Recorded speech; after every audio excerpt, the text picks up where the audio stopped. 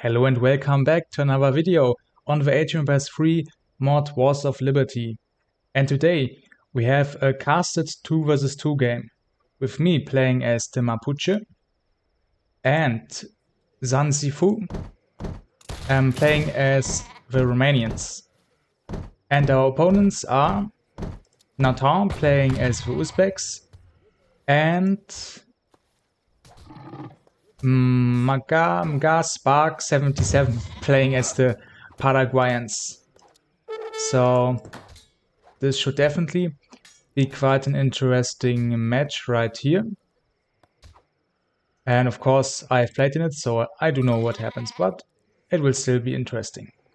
So yeah, I'm playing as the Mapuche, a civilization which is just overall really good. They gain more experience from their villagers. When their villagers work, they just generate experience, is what I mean, what I want to say. They also start with 5 explorers, so they can easily scout, and all those explorers also have a higher line of sight than normal explorers, so it's really insane.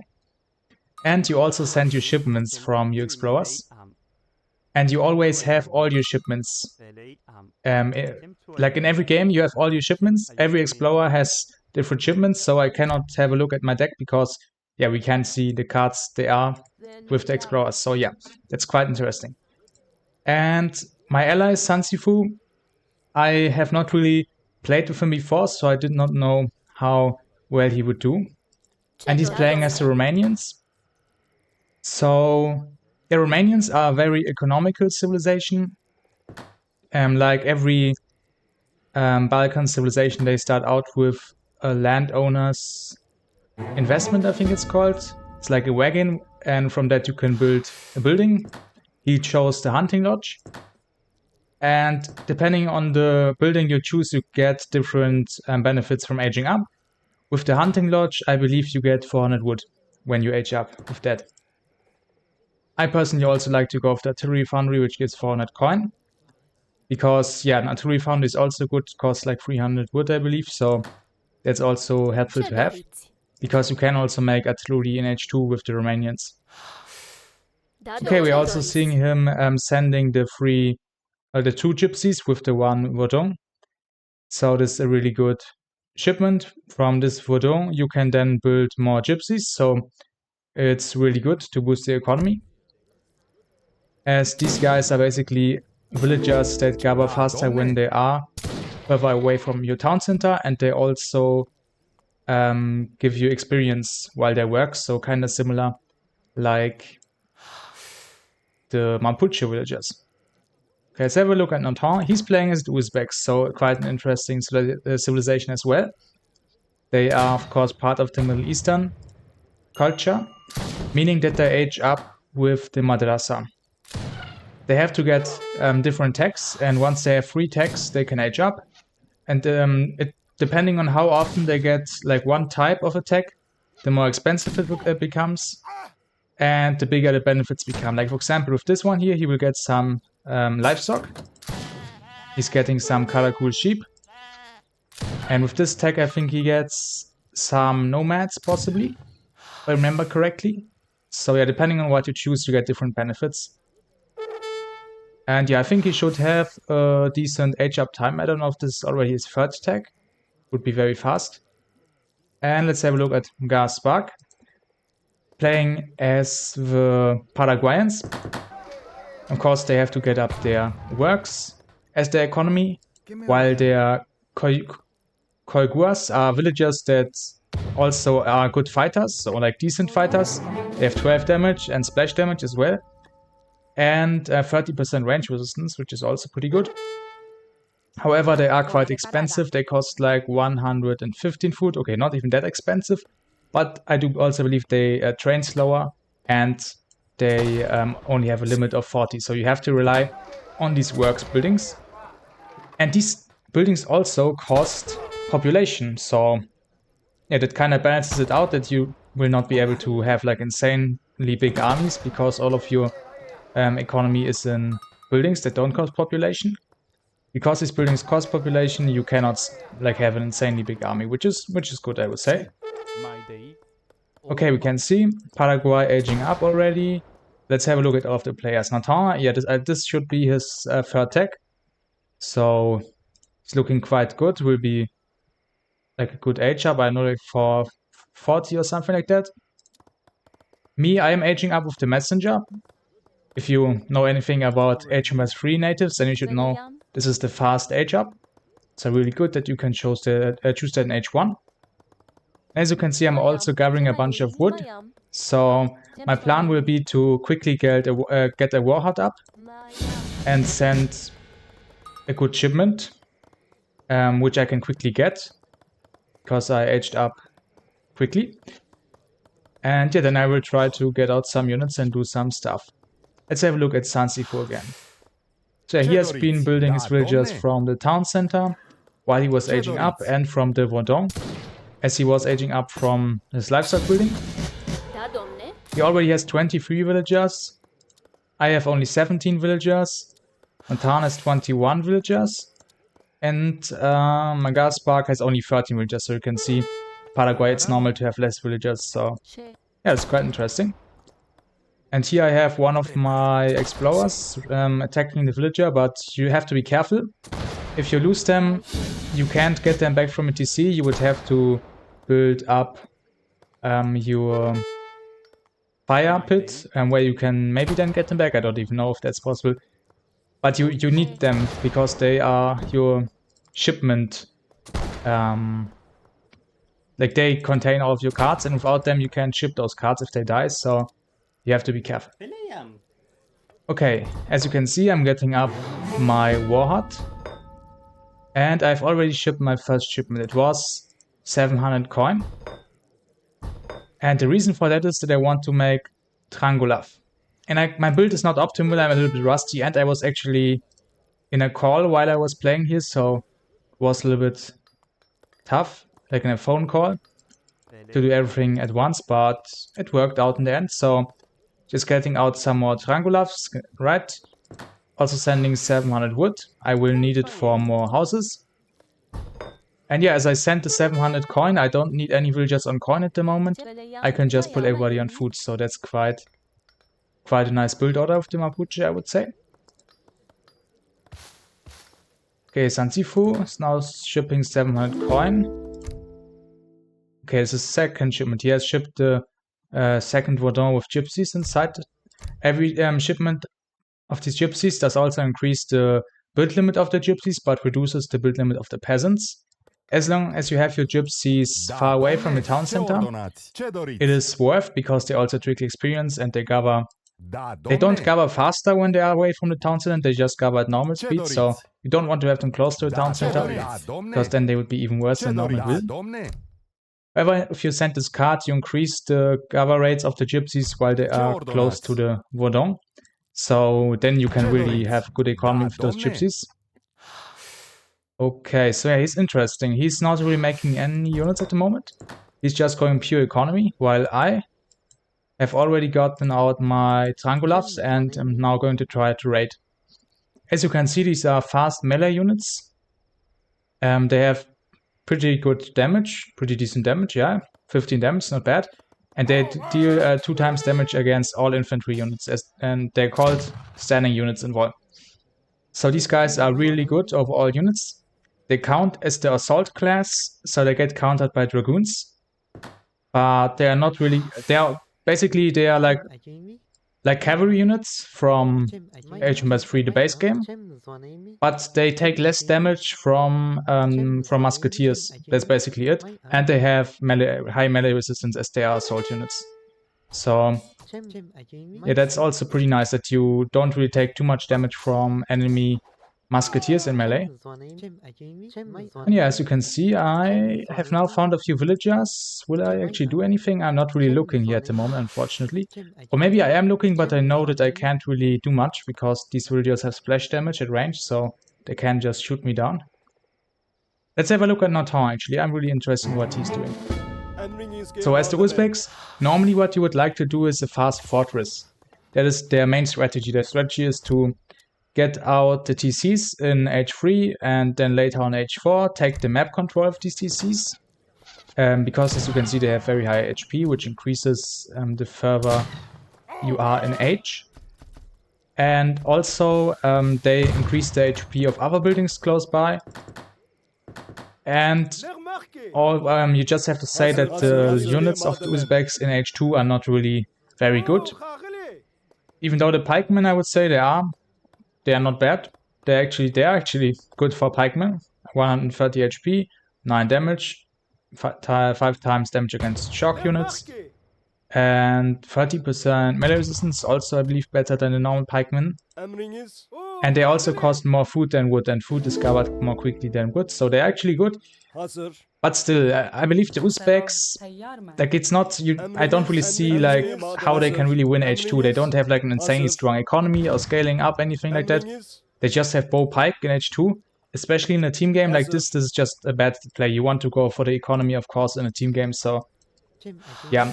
I believe Nathan was testing out those units, so I can't blame him too much. Okay, so I'm just messing up Triangulavs and trying to get some value.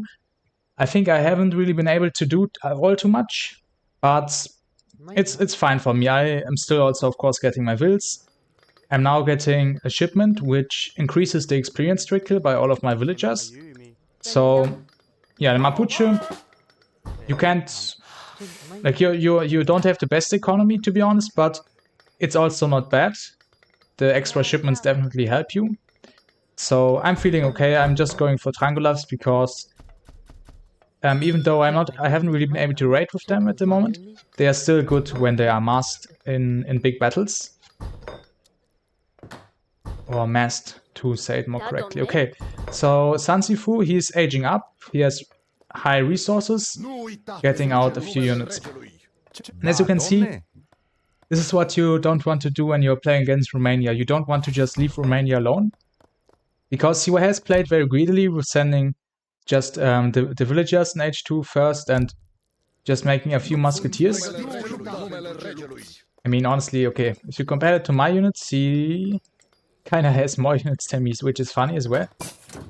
But I believe I might have lost a few. But so yeah, you just want to try to rush Romania, because the more time you give them, the better their economy will become. It is also really interesting. He's going for the wheat fields very early. And these wheat fields become very strong once you get your upgrades in the market.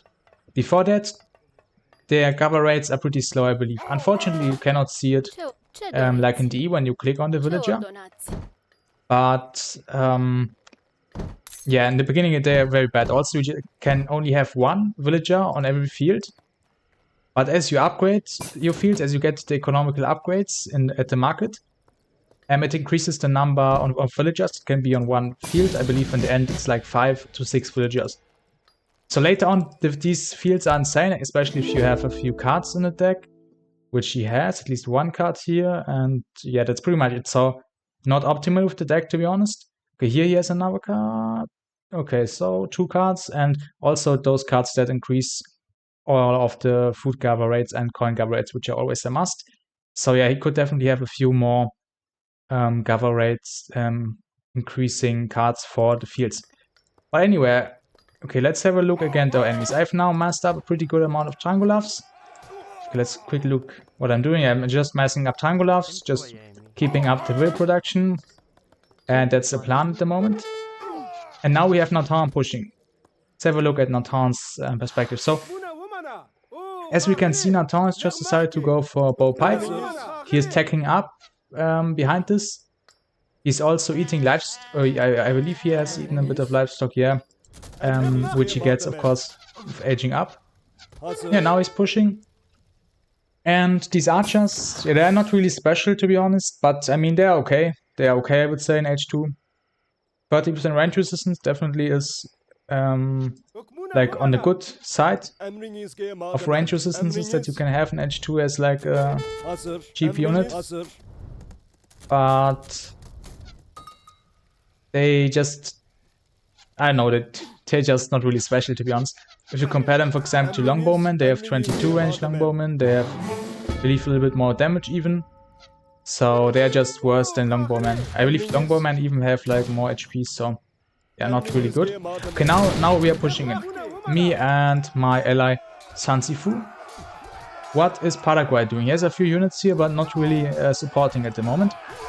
And here you can see the pikemen fighting against my Drangulav. This is not something you would really want. You don't want to fight pikemen with these assault units. Even though they do have high melee resistance, the pikemen still deal 5 times damage against them. But still, because I had a good mass of units and I had guns behind me, I was able to win this fight. Wow, look at the resources of Natan. He has really high resources. I don't know how he has such a high amount of resources, to be honest. I don't know what was going on, but it's really insane. What is the Paraguayan player really doing at the moment? Let's have a look. So he's aging up to H3, which is definitely not a bad decision. He has gotten up a bunch of different works, which is also, of course, something you want to do with Paraguay to get the economy going. Where's his explorer, though? Here is his explorer. He should have his explorer close to his works, because the explorer has an aura which increases the trickle rates of the different works. So that's something he can definitely improve on. He told me this, I believe he's more of a single player, I believe. So if I remember correctly. And yeah, I believe for that he's doing really well. Getting his economy up and all his works, that is the most important thing in Paraguay. Okay, let's have a look at me again. So, I am still H2. My economy, like, look at my resources, not really looking too good. But I am raiding with Trangulavs now. Okay, let's see if I will be able to do anything with them. I don't think I got anything here. But I'm still hunting. Still searching. Here we have a few Kyrgyz nomads fighting me, but these are just weak nomads just for scouting and for fattening up those huntables slash the livestock. So they're not really good in fighting. And here we have Sarbas. These are Middle Eastern musketeers. They have a little bit less HP than the European ones, but yeah, that's pretty much it. They have just a little bit less HP than the European ones, and just worse stats overall, it seems. 23 damage is standard, and just a little bit less HP. And they also cost 5 more coin and 5 less food, so honestly, it's bad to cost more coin than food, because of course food is covered the fastest. So honestly, these guys are not really that good. However, you do get these Karakul sheep with the Uzbeks. So you can actually, I mean, yeah, it's something that helps you out with your gold costs, as you do have this extra gold. Interesting, as we can see, his units get empowered as they are close to the citadel. I didn't even know that it seems like all of the units get empowered. I thought that there are like a few units where it says, but yeah, it seems like all of his units, wow, they get like quite a good extra stats. They get like 20% extra stats, I believe. Or maybe even 30%. So, wow, that's actually really, really strong. Let's have a look at his deck again. Let's see. No, he has no card to have this effect. Okay, interesting. Anyway, he is now aged up to H3, so finally he has reached this important point for the Uzbeks. He's getting his 2 TCs. Quite good. Paraguay also seems to be looking fine.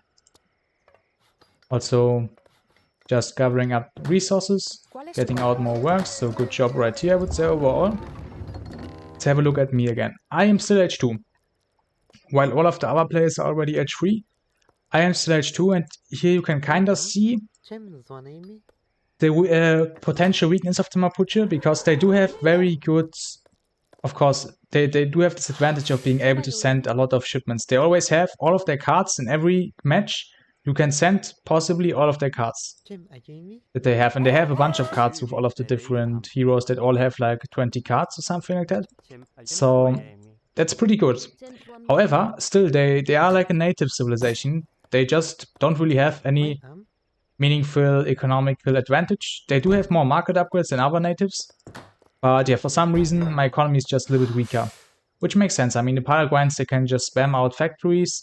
The Uzbeks, they can get their livestock and they can make villagers while they are aging up. I have none of that, so my economy is a little bit bad.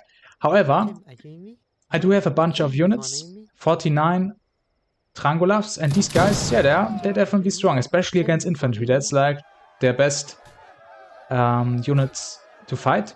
Okay, I decided to kind of retreat here. Let's have a look at... Okay, this was the wrong perspective. Let's have a look at our enemies here. Quite interesting to see this. Let's actually disable the fog of war for this battle. And we do have lag, interestingly. Okay, my Trangolavs are on the infantry, really important. Just absolutely beating them up with the big sticks, so really nice. And yeah, just punching through. Nathan has lost all of his infantry. Paraguayan Explorer also goes down. Not really a lot of units left for our opponents. Romanian player kinda making a few mistakes with the micro here, but doesn't really matter. We are close up to the enemy. My units tank and they hit the enemies while the guns are shooting.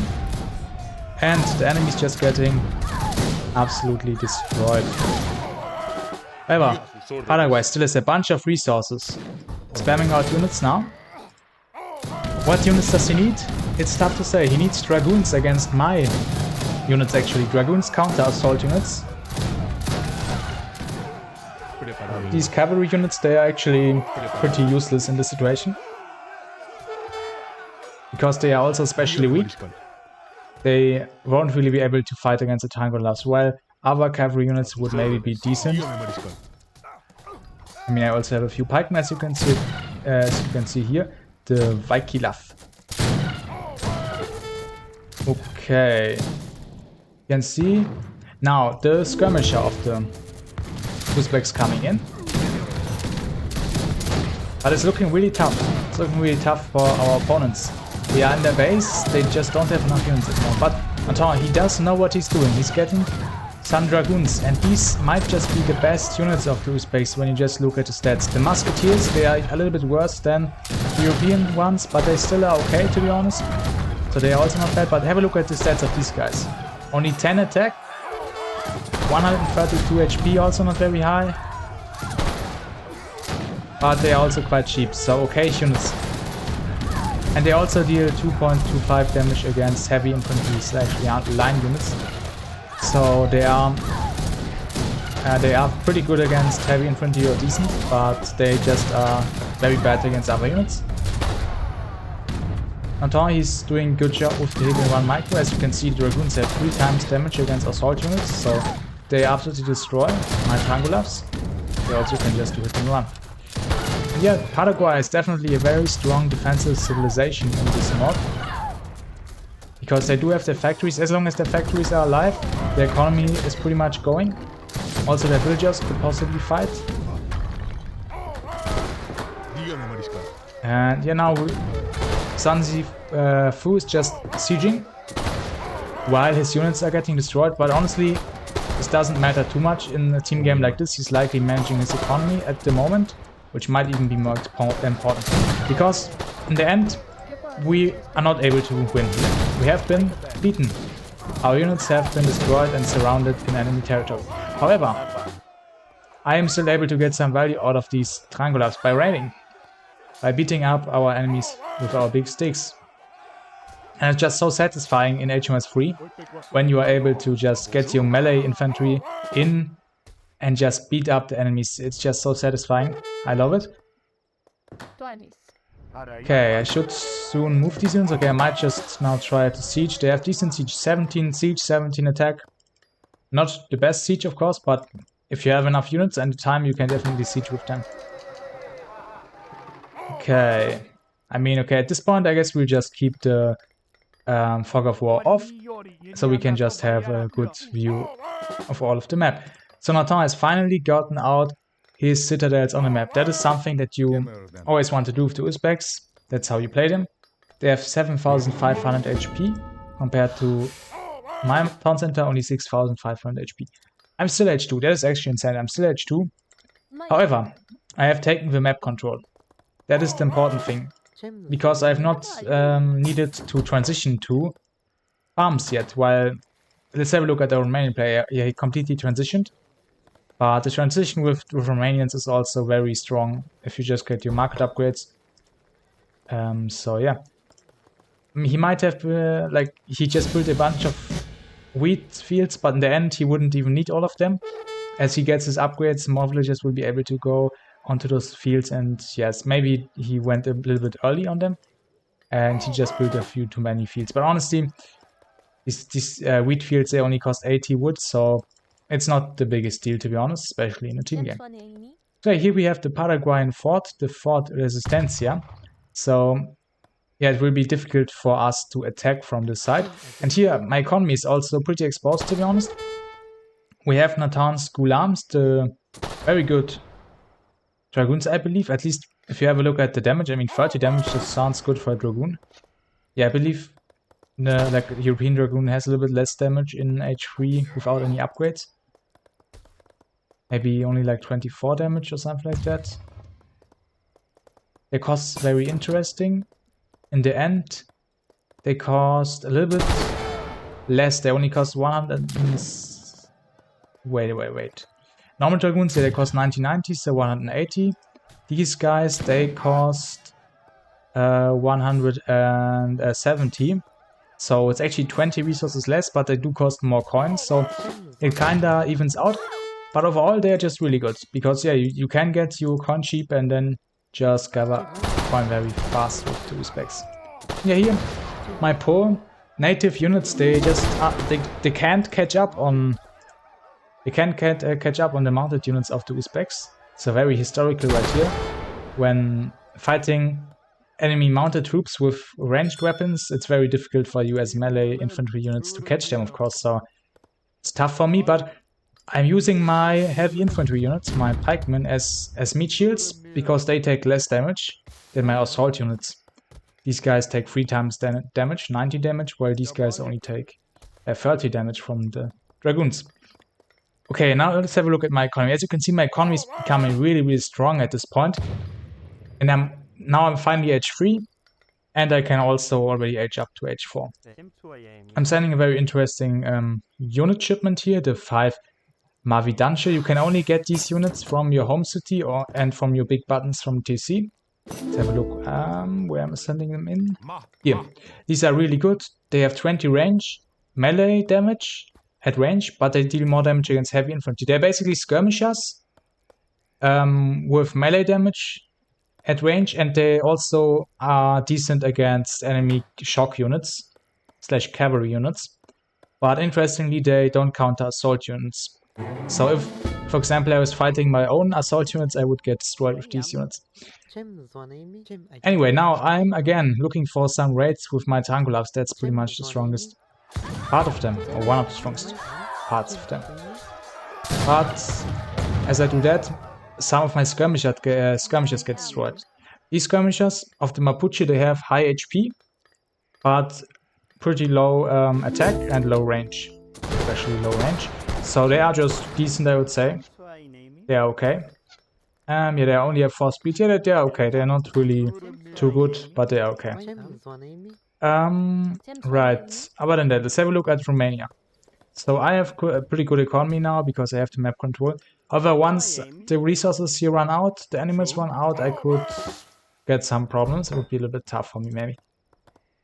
Sansifu, he only has 57 villagers, not really building any more villagers. I also have 57 villagers. But yeah, as the Romanians, you normally have more, and I mean, he's not really building any villagers at the moment, but he is actually full pop. And he went for the patriotic coloras. These are really cheap cavalry units, which only cost 1 pop, and they just have high damage, and look at the HP, they have no HP. Like, if you compare these guys to Cossacks, you would think these guys are terrible. But I mean, honestly, I think these guys, they're really good for what they are, because the Romanians have an insane economy, like pretty much better than the Russian economy, so having these units not be too good for their cost is okay, because they do have high damage, even though they have low HP. If you get them into skirmishes, they will absolutely destroy the skirmishes, especially because they have a very tight formation, so you can get in there with all of them and just absolutely destroy with them. Okay, the Romanian army looking really strong. They have patriotic units. I believe patriotic is H4. So yeah, a really strong army. These musketeers, they are also honestly not very good if you look at their stats and their cost. They cost just a little bit less than normal musketeers. And these guys are H4, but still they have only 189 HP. Like normal H4 musk, I don't know, they have like 230 HP. I don't know, like definitely more than this. And they also have more attack, I believe, but not too much more attack. I believe the attack is pretty much fine with these guys. And they also have very high melee resistance, so they are good against melee units. For example, against my Trangulafs, they would not be too bad. But other than that, they are not the best. Anyway, Nathan has gotten a very big Gulam army, but he's still H3. Look at it. Both me and Sansifu, we are both H4, we have very big armies. Nathan and Paraguay, also Nathan and Gas Bak, they also have big armies, but their armies are just H3, that's the problem. But here you can see I cannot do anything against Nathan's Dragoon army with my Trangulafs at least. I can do something with my skirmishers. At least a little bit. They don't really do a lot of damage against the Dragoons, to be honest. I would kinda need to get my Mavidanche into the fight. I have them somewhere in different position, which is a mistake. Here. They are also pretty good against Dragoons. Okay, the fight has begun. So what's happening? My units kinda not in the best position. They are kinda on the side where the Dragoons are. My pikemen, however, they are absolutely destroying. And here, infantry and the cavalry of the Paraguayans rush into the lines of the Romanians. But now the Romanian cavalry doing rear attack, absolutely destroying now. And here you can see the high melee attack coming in, the tight formation, and allowing a lot of units to attack at the same time. Here my Trangulafs just chilling in the woods, but also Nathan's Dragoon army has been destroyed mainly by my pikemen, and now my Trangulafs come to finish off what is remaining with the support of my Mavidanche and skirmishers. Gas Bark has now finally hit Industrial Age, which is really nice, but it might just be too late. The Romanian army is marching in, and at this point look at the economy of the Romanian player. It has become really strong. So it's looking really, really tough at this point for our opponents. Getting a few inspired Chinettes. These are basically South American Dragoons. I don't really know if the stats yet, but you can see they only have 20 damage. Compare that to the 30 damage of the Gulams. But the Gulams have less HP. Still really, really strong, these Gulams. They are high attack. The fight is continuing. Now buildings are being sieged down. I mean, the cavalry not really doing a lot, but it doesn't matter. They can just siege what they want to siege while the guns shoot down enemy units. Well, we have a bunch of artillery foundries here in the back, but they are not really producing anything. And here we can see Romanian players just spamming out more cavalry.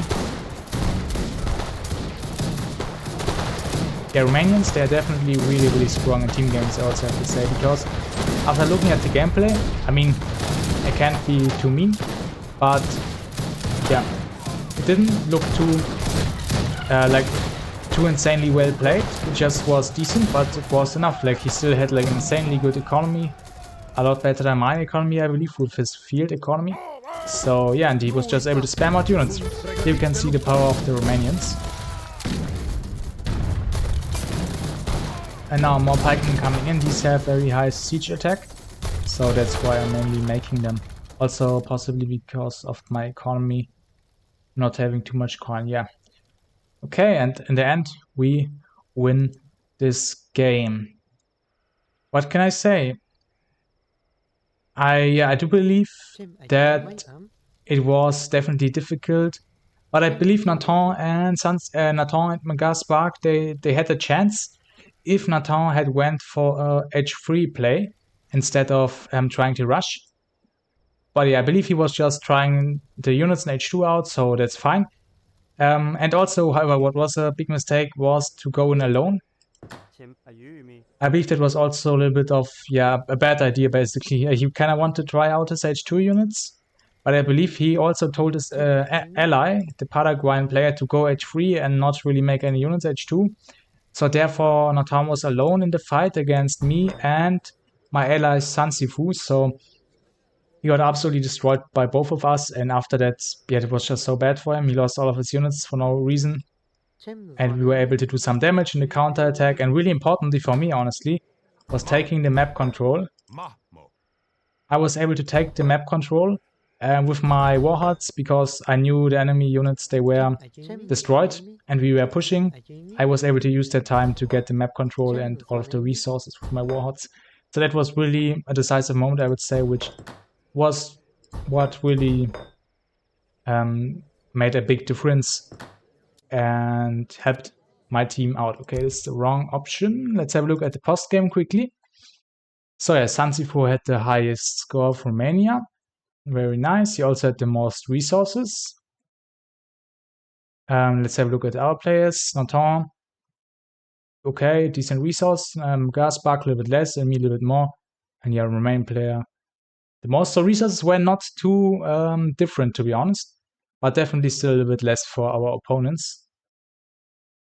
Okay, spent on units. Nathan actually spent the most units, which is really interesting. There was Uzbek player, which didn't have the best economy, and generally Uzbeks, I don't think they are like a really good civ, but still, he was able to have the most units spent, the most resources spent on units, which is interesting. I mean, I guess maybe Uzbeks, they are still decent, but their units are just not very good. The economy seems to be fine.